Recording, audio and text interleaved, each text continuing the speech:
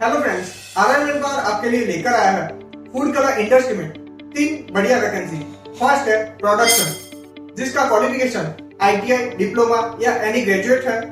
Salary budget 30 से 40 हजार है, जिसके लिए 3 to 5 ईयर का एक्सपीरियंस रिक्वायर्ड है और लोकेशन रहेगा हल्देज, अहमदाबाद। सेकंड वैकेंसी है मार्केटिंग एग्जीक्यूटिव, जिसका qualification any graduate in marketing field में रिक्वायर्ड है। सैलरी बजट रहेगा 30 से 40 हजार और एक्सपीरियंस 3 to 5 ईयर का रिक्वायर्ड है, जिसका लोकेशन हल्देज, अहमदाबाद है। थर्ड वैकेंसी है स्प्रे ड्रायर ऑपरेटर, जिसका क्वालिफिकेशन आईटीआई, डिप्लोमा है। सैलरी बजट 30 से 35 हजार रहेगा, जिसके लिए 2 to 3 ईयर का एक्सपीरियंस रिक्वायर्ड है और लोकेशन रहेगा हल्देज, अहमदाबाद। तो अगर आप इनमें से किसी भी वैकेंसी के लिए अप्लाई करना चाहते हो तो अभी जाइए हमारी वेबसाइट www.rrnct.in पर और अपना रिज्यूम अपलोड कर दीजिए।